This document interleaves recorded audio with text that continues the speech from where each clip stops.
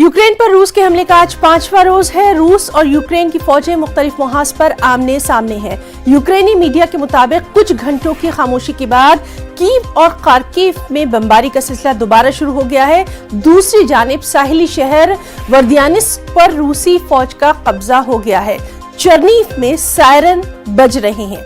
हलाकतों की तादाद के हवाले से भी दावे और उसे रद्द किए जाने का सिलसिला फरीकीन की जानिब से लगातार जारी है। इस बीच आज बेलारूस में रूस और यूक्रेन के बीच होने वाले मुज़ाकरे पर दुनिया भर की नजरें टिक गई हैं। बातचीत से पहले यूक्रेनी सदर वोलोदिमीर ज़ेलेंस्की का कहना है कि आइंदा 24 घंटे बेहद अहम है।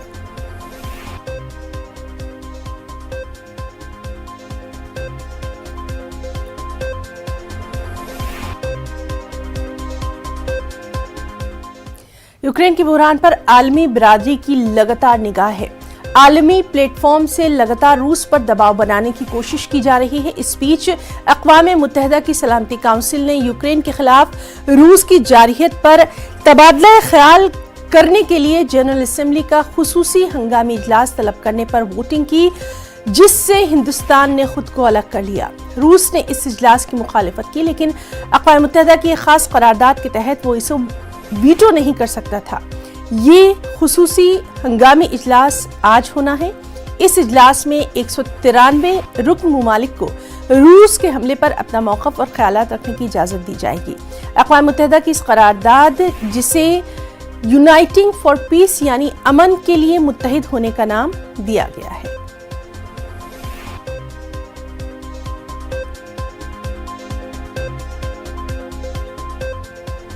और इस सब के बीच यूक्रेन से हिंदुस्तानी तलबा की वतन वापसी का सिलसिला लगातार जारी है। यूक्रेन में मुकीम हजारों तलबा को हिंदुस्तान वापस लाया जा रहा है। रोमानिया और हंगरी के जरिए यूक्रेन में फंसे हिंदुस्तानी तलबा को मुल्क वापस लाया जा रहा है। 5वीं फ्लाइट के जरिए 249 तलबा को हिंदुस्तान वापस लाया गया है। एक रोज कबल 3 तैयारियों के जरिए 688 तलबा को वतन वापस लाया गया था। हुकूमत ने इस बात का यकीन दिलाया है कि यूक्रेन में फंसे हिंदुस्तान के तमाम तलबा को बाहिफाजत वतन वापस लाने के लिए हर मुमकिना कोशिश की जा रही है। और नाज़रीन, सीधे रुख करेंगे हमारे बहुत ही खास मेहमान प्रोफेसर मुहिबुल हक साहब का, जो कि आलमी उमूर के माहिर हैं और लगातार उनसे हम यूक्रेन और रूस के तनाज़ुर में बात करते रहे हैं। मुहिबुल हक साहब, सबसे पहले तो आपका बहुत इस्तकबाल करना चाहेंगे और आपसे यही जानना चाहेंगे, जिस तरह से अभी एक नया देखने को मिल रहा है, जो ज़ेलेंस्की हैं उन्होंने साफ तौर पर कहा है कि अगले 24 घंटे बेहद अहम हैं। किस तरह से आप देखेंगे आज के दिन को? देखिए, जब प्रेसिडेंट यूक्रेन के खुद ये कह रहे हैं कि ये अगले 24 घंटे बहुत अहम हैं, ये इसका मतलब SOS होता है।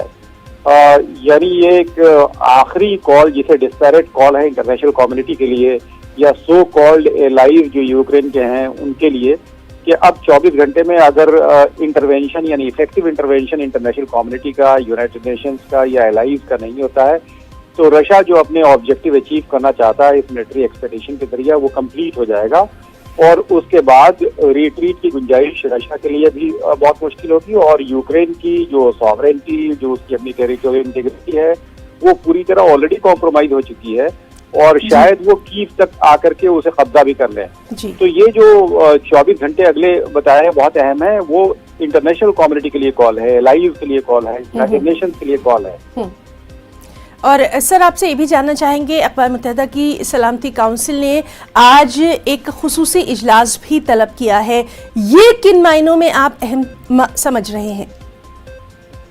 देखिए, मैंने आपको शुरू से ये बताया है कि यूनाइटेड नेशंस की जो यूएन सिक्योरिटी काउंसिल का जो स्ट्रक्चर है, उसमें कोई फैसला उन हालात में नहीं होता था जब तक के 5 परमानेंट मेंबर्स, जिनके पास वीटो पावर है, उनके बीच में यूनानिमिटी ना हो।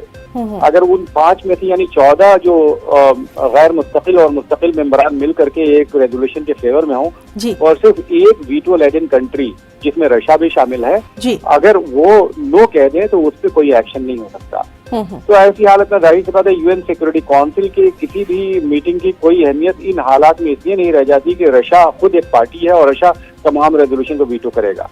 ऐसी हालत में जो यूनाइटेड फॉर पीस रेजोल्यूशन की बात मैंने पहले भी आपके चैनल पे कही है कि वो 377A है और 1950 में जिसकी शुरुआत हुई थी कि जब सिक्योरिटी काउंसिल इंटरवेंशन की पोजीशन में ना हो और कोई एक्शन ना लिया जा सके, कोई डेडलॉक बन जाए, तो ऐसी हालत में जनरल असेंबली के मेंबरान को इस बात का अख्तियार है कि वो यूनाइटेड नेशंस के इंटरवेंशन के लिए स्पेस पैदा करें और वोटिंग जनरल असेंबली के जरिए होगी।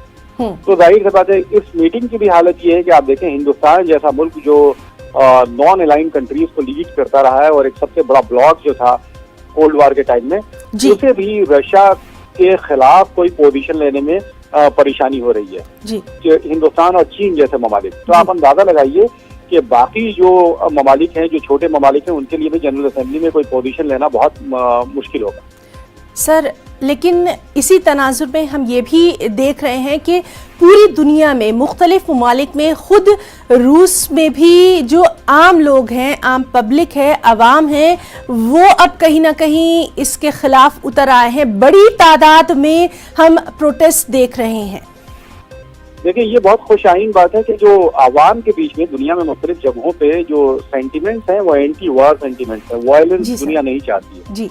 लेकिन हमें ये याद रखना चाहिए कि जब इराक पे अमेरिका हमला कर रहा था तो मिलियन मार्च लंदन में हो रहा था, यानी 20-20 लाख लोग जुलूस में शामिल हुए थे। न्यूयॉर्क में 20-20 लाख लोग जुलूस में शामिल हुए थे और नो टू वार कह रहे थे। लेकिन अमेरिका ने WMD का एक झूठा बहाना बना करके इराक पे अटैक किया। 20 लाख से ज्यादा लोग अब तक मारे जा चुके हैं। उसी तरह से इंग्लैंड भी उसमें शामिल था, जिसे कहते हैं एंग्लो इंपीरियलिस्ट जो अलायंस था, वो इराक के लूट और प्लंडर और डिस्ट्रक्शन में शामिल था। तो ये जो मेजर पावर्स हैं ये इंटरनली भी अपने जो पब्लिक ओपिनियन अगेंस्ट भी जाती है तो उसको काफी हद तक सप्रेस कर ले जाते हैं। जॉर्ज डब्ल्यू बुश ने यही किया था। तो मॉस्को की, अच्छा अमेरिका के लिए तो हम बहुत ही हाई मॉरल स्टैंडर्ड भी, चूंकि एक लिबरल डेमोक्रेटिक कंट्री है, आप इतना हाई मॉरल स्टैंडर्ड चाइना या रशिया के लिए सेट नहीं करते। तो मैं ये समझता हूँ कि पुतिन इसको भी ध्यान में नहीं रखेंगे और आप देखिएगा वॉर के फेवर में भी वहाँ पे रैलीज होंगी। पुतिन की तस्वीरों के साथ भी लोग उनको बहुत ही वाह कहेंगे, क्योंकि वो एथनिक रशियंस की यूनिटी की बात कर रहे हैं। जी, लगातार इस अहम मामले पर हमारी नज़र बनी हुई है। आपसे भी लगातार हम तज्जिया हासिल करते रहेंगे। बहुत बहुत शुक्रिया आपका अदा करना चाहेंगे मुहिबुल हक साहब हमारे साथ बातचीत के लिए। वहीं यूक्रेन के सफ़ीर बराए हिंदुस्तान एगूर पोलेखा और बरतानिया के हाई कमिश्नर बराए हिंदुस्तान ने यूक्रेन के खिलाफ रूस की जंग में हलाक होने वालों को अपना खराज भी पेश किया। दिल्ली में उन्होंने रूस और यूक्रेन के दरमियान जंग में हलाक होने वालों को याद करके गहरे दुख का इजहार किया। We launched the ceremony of the commemoration of the victims of this brutal war. Unfortunately, among them, there is growing amount of children. We are ready to hold this commemoration ceremony every evening till the end of the war. I am trying to be optimistic that it will not last long and at last the peace will prevail. But now I am inviting each of you, please light the candles here and you will see one very simple and most significant now inscription. The word peace. Sure, no war. The most slogan, no war. A full-scale invasion of a democracy by its neighbour. It is totally unjustifiable. It is calamitous from a humanitarian point of view. Look at all the thousands of Indian students who are caught in the conflict, the hundreds of thousands of people who are displaced, the thousands of people who are dying, and for what? For nothing. Maybe what it is for is because President Putin fears what Ukraine aspires to, which is openness, freedom, democracy and opportunity. आज की ताज़ा खबर में रुकना चाहेंगे एक छोटी सी break के लिए। चल लौटेंगे।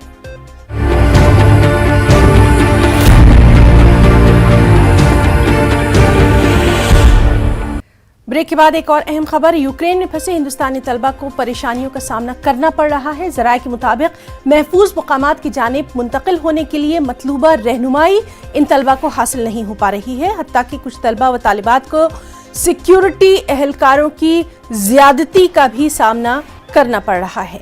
तस्वीरों में आप देख सकते हैं। देख यहाँ कैसे मार रहे लड़कियों को।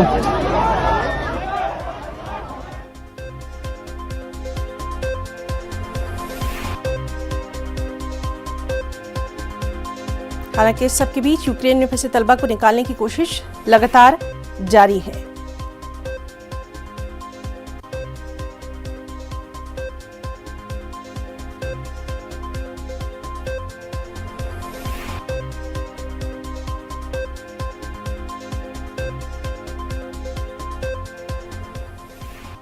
इंडियन एम्बेसी में, ये इनका नाम दिखा देते हैं आपको, Vikram Kumar. We are calling them and he is continuously rejecting our calls, जबकि हम लोगों ने इनको रोमानियन बॉर्डर की वीडियोस भेजी हैं जहाँ पे लड़कियों को बेरहमी से मारा जा रहा है। और इन्होंने अभी दोपहर में ही हम लोगों को बोला है कि कीव के बच्चे जितने भी निकल पा रहे हैं ट्रेन से निकल जाएं बॉर्डर्स पे। इस हालात में हम लोगों को गाइडेंस देने के बजाय ये लोग हमारे कॉल्स कट कर रहे हैं and they are completely ignoring us. They are saying they are evacuating the Indian citizens from border. The border is 800 kilometres from our current location. How are we as a student supposed to reach those borders? 20 से 30 हजार बच्चे जितने भी यहाँ पे stuck हैं, Indian medicine students, sorry foreign medicine students, वो निकल पाएंगे। Thank you. जय हिंद, जय।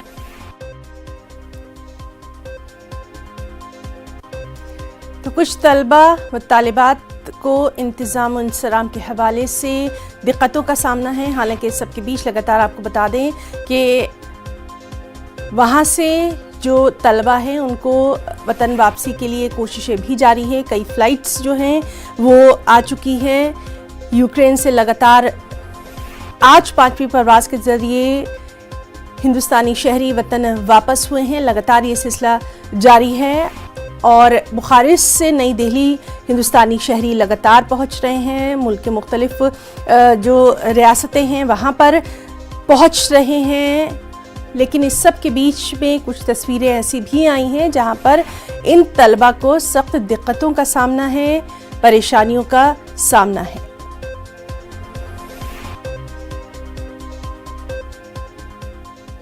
मणिपुर में आज पहले मरहले के तहत पोलिंग हो रही है। 5 जिलों की 38 सीटों पर सख्त सिक्योरिटी के दरमियान वोटर अपनी हक राय दही का इस्तेमाल कर रहे हैं।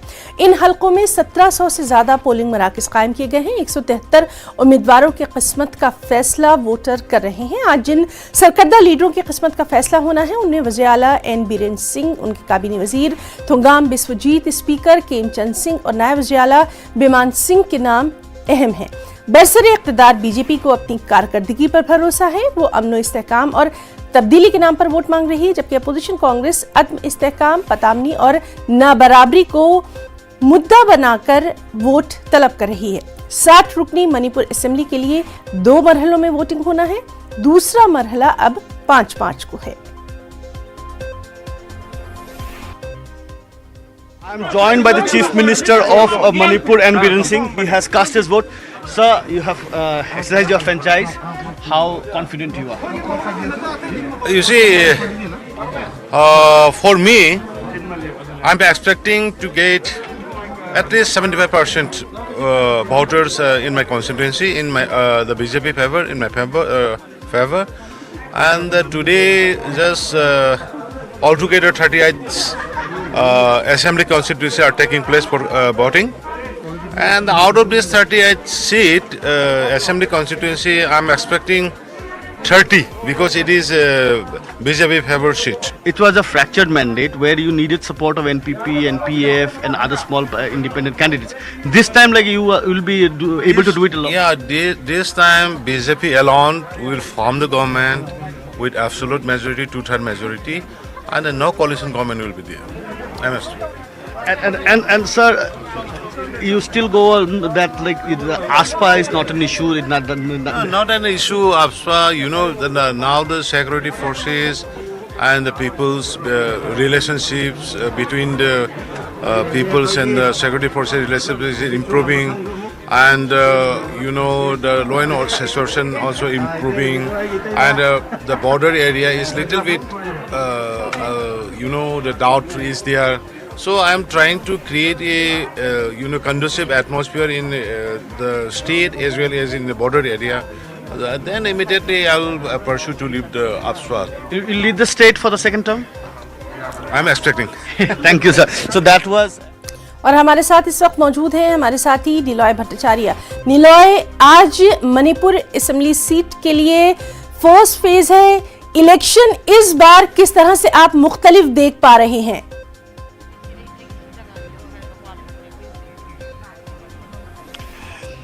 जी देखिए, आज हिना, आज अगर आज की बात करें तो ये पहले चरण के मतदान के लिए 5 ज़िलों में आज मतदान हो रही है। जो वैली के 2 ज़िले हैं, इम्फाल ईस्ट, इम्फाल वेस्ट और बिशनपुर, और जो पर्वतीय ज़िला है वो कांगकोपी और चुराचांदपुर।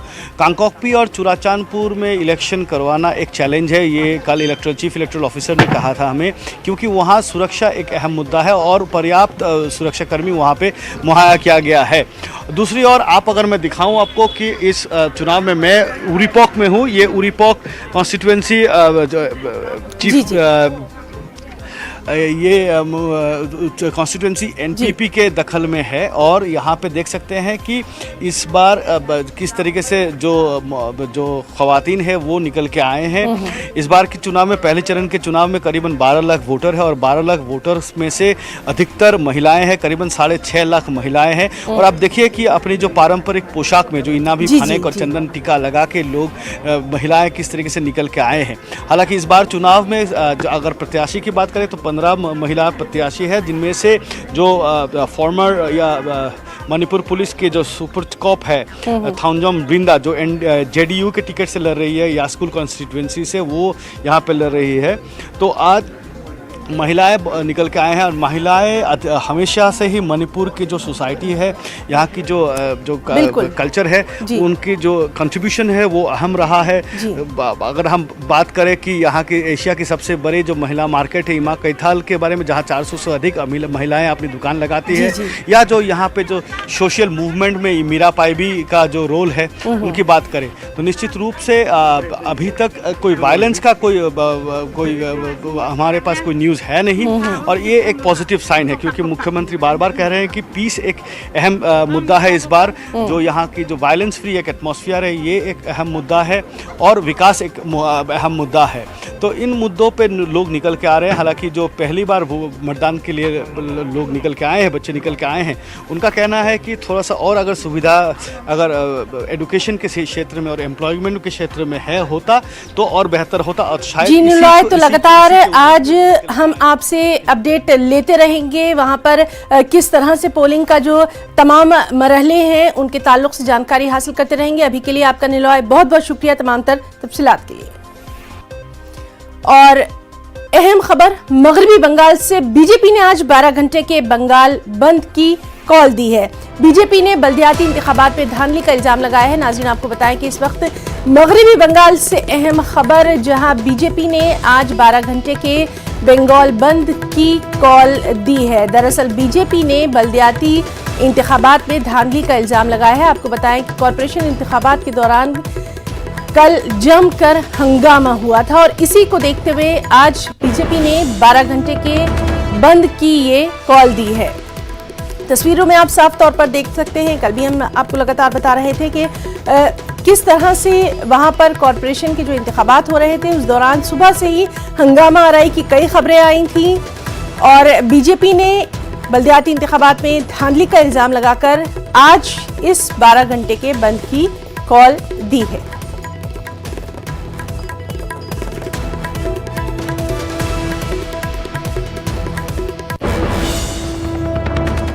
खबर बिहार से, जहां बिहार असेंबली में आज दोपहर 2 बजे बजट पेश किया जाएगा। नायब वज़ीर आला और वज़ीर ख़ज़ाना तारकिशोर प्रसाद साल 2022-23 के लिए अपना बजट पेश करेंगे। आवाम से लेकर सनतकारों तक की नजरें इस बजट पर लगी हुई हैं। जुमे से शुरू होने वाले बिहार कानून साज असेंबली के बजट इजलास में पहले दिन इक़्तिसादी सर्वे पेश किया जा चुका है। इस बार बजट में 10% इजाफे का भी इम्कान है और अक़लियतों की नजरें खास तौर पर नीतीश कुमार के इस बजट पर मरकूज हैं।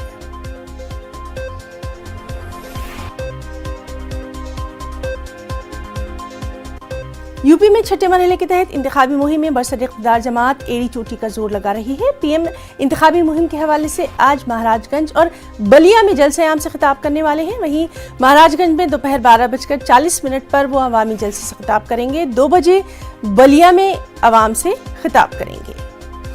और छठे मरहले की इंतखाबी मुहिम के लिए यूपी के वज़ीर आला योगी आदित्यनाथ भी आज अपने हल्के गोरखपुर में जलसे आम से खिताब करने वाले हैं। इसके अलावा वो देवरिया में भी अवामी रैली से खिताब करेंगे। हुक्मरान जमात और अपोजिशन पार्टियां अवाम को लुभाने के लिए अपनी अपनी इंतखाबी मुहिम में लगातार शिद्दत पैदा कर रही हैं। वहीं समाजवादी पार्टी लीडर अखिलेश यादव भी आज अंबेडकर नगर, बस्ती और संत कबीर नगर में अवामी रैलियों से खिताब करने वाले हैं। कांग्रेस लीडर प्रियंका गांधी भी बलिया, कुशीनगर और देवरिया में इंतखाबी मुहिम के तहत अवामी रैलियों से खिताब करने वाली हैं। और बहुजन समाज पार्टी यानी बीएसपी सुप्रीमो मायावती आजमगढ़ में अवामी रैली से खिताब करेंगी। आपको बताएं कि उत्तर प्रदेश में 7 मरहलों के लिए इंतखाबात मुनक्किद किए जा रहे हैं। 5 मरहले मुकम्मल हो चुके हैं, 2 मरहले अभी बाकी हैं और तमाम सियासी पार्टियों की पूरी कोशिश अवाम को राग़िब करने की इन मरहलों में है।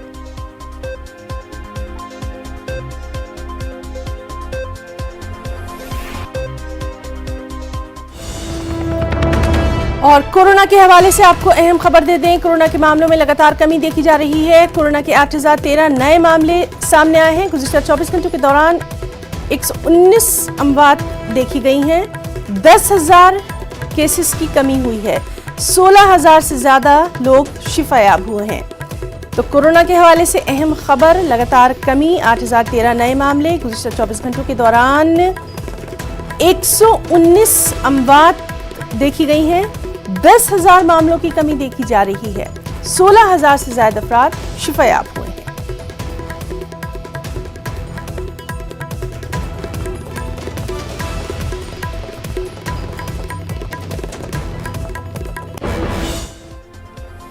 कोरोना वबा के दौरान बाहमी इमदाद और इंसार का जज्बा मुस्तहकम हुआ है। मुल्क इस वबा से मुत्तहिद होकर मुकाबला कर रहा है। टीकाकारी के ऐलान के बाद हम बेहतर ताउन कर रहे हैं, जिससे हम कोरोना को मात देने की जानिब कदम बढ़ा सकें। नेटवर्क 18 इस मुहिम में हर कदम पर आपके साथ रहेगा। जब तक सभी महफूज नहीं, तब तक कोई महफूज नहीं होगा। इस सोच की बुनियाद पर हमारी मुहिम संजीवनी का मकसद ये यकीनी बनाना है कि वैक्सीन पाना सभी हिंदुस्तानियों का हक है।